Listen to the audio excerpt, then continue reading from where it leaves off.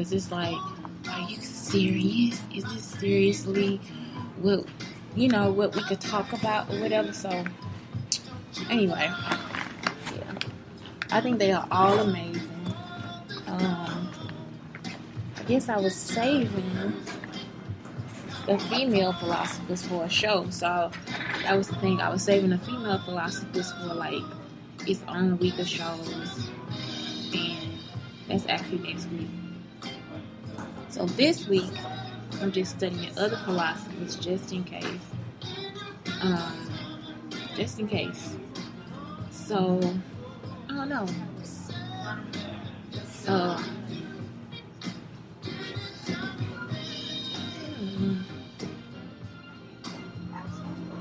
It takes me a while to like read, so like I need to start reading more because I'm like, girl, you reading so slow.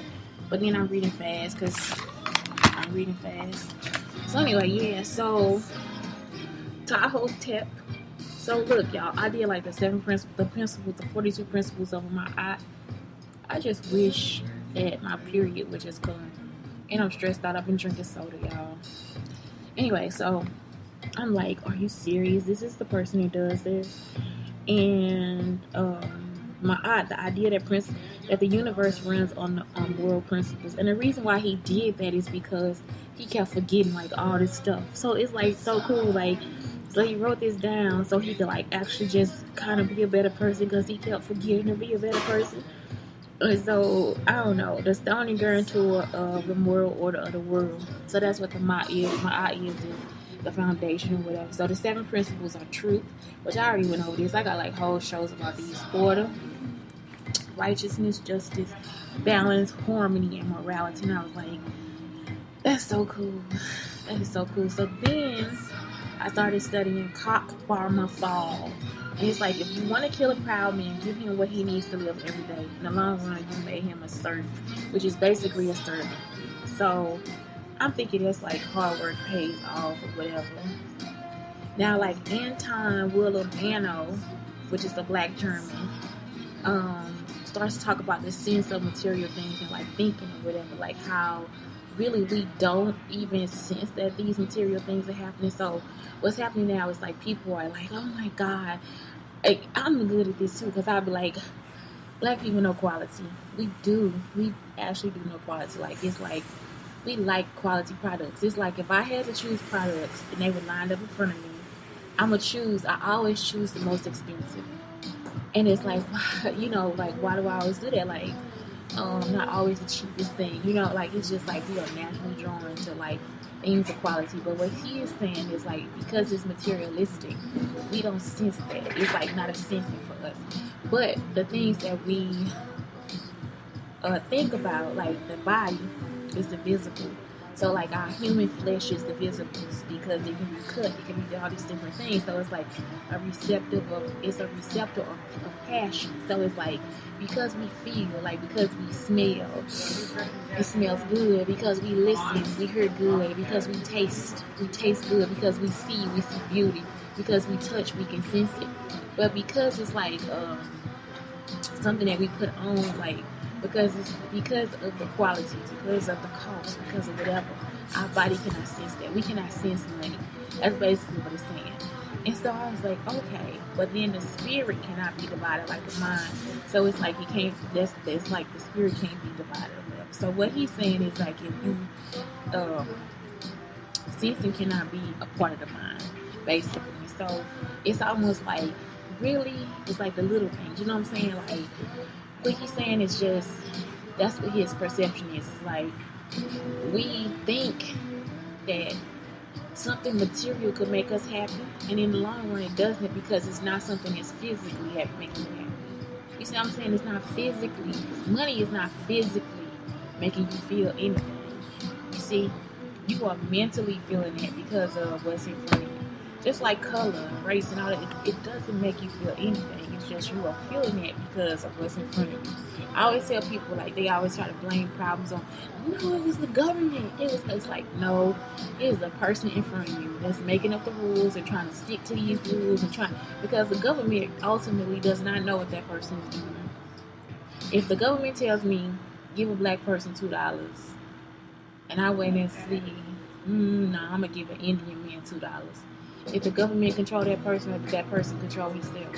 You see what I'm saying? So it's like people really love to like be sticklers about what the government said and all this different stuff, and what the cops said and what the court said and all this different stuff. And it's really, they ain't not your enemy at all. It's the person that is really in front of you, because they had a power to make that decision. You see what I'm saying? They have a power to not be ignorant. They have a power to not be still. They have a power to give and break away. They have a power to understand. So that's the whole thing. It's like, it really is, when, I don't know, I like that too. I like his theory. So then it gets controversial with Olaudah Equiano. So again, a soft spot for him, because Kingdom of Benin, like my son is part of Benin, the Benin city in Nigeria. So anyway, his father is Benin City, Nigeria. So anyway, he purchased himself some freedom in 1770 and 1766. I always say that my great grandfather did the same thing, but I don't know for sure. Gives idealized ideas of Africa and attacks Africans sold into slavery. So I am not always a proponent of how Africans speak about Africa, because they actually do attack black people. Like, they actually attack the black American culture as far as everybody else does. It's almost like a grandparent, grandparent attacking you. You know what I'm saying? Because it's like, dude, like, we your kids, man, support us. But then it's like, you think about the African culture. You got to think about building the pride.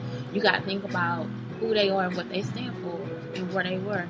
And how would you feel if that was the thing that would happen to you? It's almost like a sense of justice or a sense of power. Still, it could be a little racist too. I'm just going to keep it real with y'all. So, what I'm saying is, like, I don't think I really have a problem with that. I don't.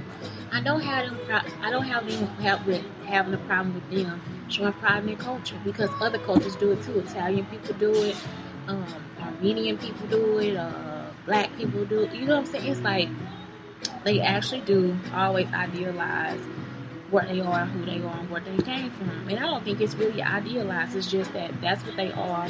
It's their culture, and they know it better than us. You see? So it's like when they're home, they love that. Like, it's like, I love my friends, I love my family, I love this, that, and the other. As long as you're not fake about it, because that's what ends up happening. People will find out some Nigerians or whatever are fake about it. Like, it's like, no, that's not how home is for you. But really it is. Like, it's like, that's what it is for them, just like me. You know, I idealize East St. You can't tell me, bitch, that East St. Louis ain't the shit. You can't tell me that. You cannot tell me that the men there are not the best. And y'all can come be like, look at him, he's a piece of crap. It's like, girl, what he do? What he do, girl? Because he didn't do half the shit that some of these men have done from Chicago. You see what I'm saying? From St. Louis. He ain't done half that shit. So what you talking about? This a good ass man. And so, you know, you can't tell me that. So it's like the same. It's the same rhetoric. You can't tell me that. Because I'm going to tell you that, no, I know better. I'm from Chicago. I know better. I'm from Atlanta. I know better. You know, it's like our culture is our culture. And it's beautiful to me. So how can I, like, not idealize that either? So people think it's an idealization, but it's not. It's actually how I grew up. It's the people that I know. I have proof. I have standards. I have equity and equality in what I am saying. So, you see what I'm saying? It's like, it's pretty much the same thing. So I never get upset about it. In this instance, it's like, you have to know yourself in order to love what somebody else gives you. Because that's the same thing that happens today. You know, people come from Africa and they're like, no, Africa is not like this. Africa is like this. Africa is like this. Zimbabwe, Ghana is like this. And you like, okay. You know, let it go and just say, okay. You see, because if you love your city, I don't know. It's just like me in Texas. If you love your city, you love your city, because you can't tell me Texas ain't the shit either. You see what I'm saying? It's like, what you said Texas what? Like, have you been there? Have you been in Texas? Like, are you serious? So yeah, it's like you just cannot tell me that Texas is not the shit. I'm sorry, you can't. It's just some places you just cannot get me to go away from. So Then I started looking at Sophie Bosede Oluwole, and she herself too is like a philosopher. And they say she overcame institutionalized, socially ingrained sexism. Like, whoa. So she says reality contains matter and non-matter, and so they cannot be separated. And that's something that's important to me because it's the truth. It's like every time I try to base my life on reality, it's some things that are not reality. It's spirit and soul and all the different stuff. And it's like, man, I cannot believe that that's what that was. I can't believe that's how I feel. I can't believe that is just what happened. I can't believe I connected to something like that. Today I'm scared, y'all. Like every time I come over here, I'm scared. I got scariness in my belly. But I got butterflies. So yeah, it's like so it's actually the truth. It's like there is nothing that is absolutely non-material, and all phenomena in the world too are there together. So you know, it's like matter and non-matter. You know, I don't know. It's like something that I'm just like, okay, I get you. And then this is when I was like, okay, this makes sense to me too. So it's called Black Skin, White Mask by Frantz Fanon. And it's another person that studied him too. I think it's Joseph Akil and Bimby. Anyway, I think this is the beginning of hatred for yourself. Because on some movies, like, they'll show the excitement of, like, the crossover of, like, getting a perm and actually getting a ride on a bus. And, you see what I'm saying? Getting certain jobs and different things like that. And so now it comes where we want to get our hair pressed. And that was before that. Like, where you want to get your hair pressed and you want to dress a certain way and you want to speak a certain way. Or I don't even think language was even involved. Because I do think that sometimes, like, from learning from Louisiana, it was like the white people really did not speak well. Like I know that's that Boudin talk. I was like, what the fuck? But anyway, so I don't know. It's just like the way we portray a cross-sectional situation or whatever is really strange to me. And so, like, I also want to like kind of see where the people who went to the schools first stand as far as like being involved in school and what that language was and how did they fit in and what they thought the rules were to fit in. You see what I'm saying? Because all of that just started to be a situation where we're going to fit in. But people started like being okay with that, like, let's fit in. And so that's what I'm saying. It's like, is that a hatred of yourself? Or is that something that began to do that? Because it's a lot of pain to go through in order for somebody to look at me and think that I'm as beautiful as they are because of my skin color. And so, I don't know. Is it a hatred or is it a love?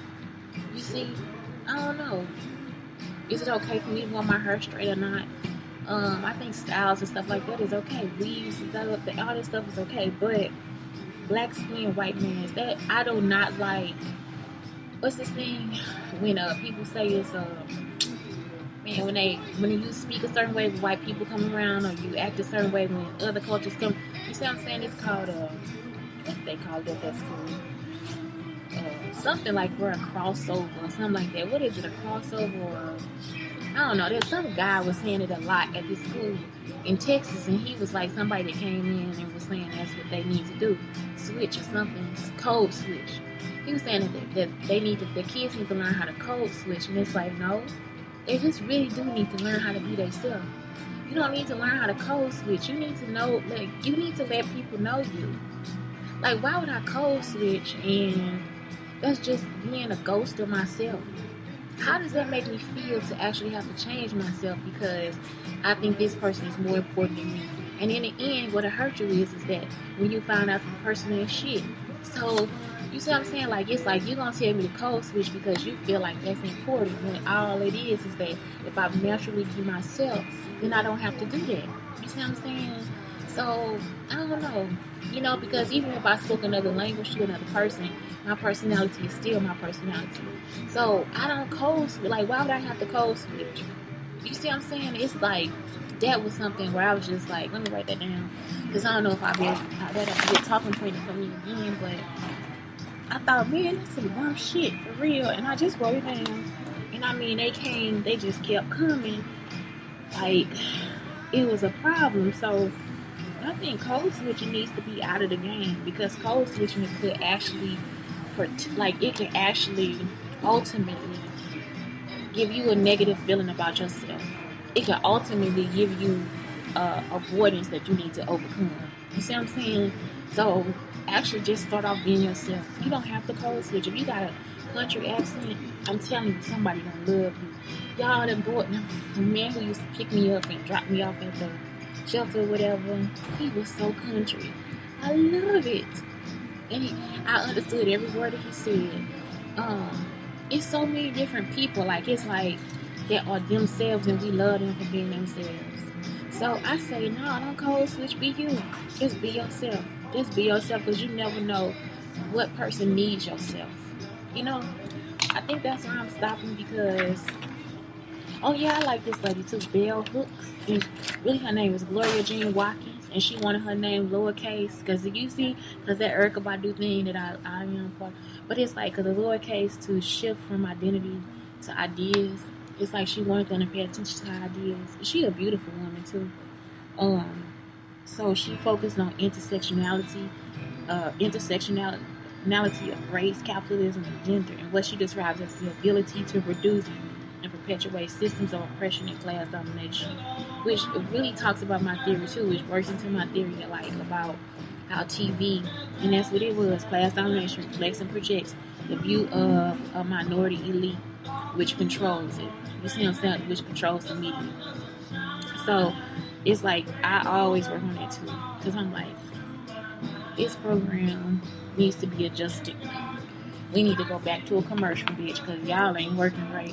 So yeah, it's that's it, y'all. I'm just like, these are like some great philosophers, and it's just some of my philosophies kind of I already fit in there, and I just never took the time to study at all. Like, I have just not had the time to do that. So anyway, it's Shantae, Brown Sugar Talk on the Black Unicorns, telling you that I need somebody to give me a good ass conversation. Disagree with me, please. Anything you can do. But anyway, yeah, have a good day. I don't know how many more shows I'm gonna do. I think this is it. Anyway, bye bye.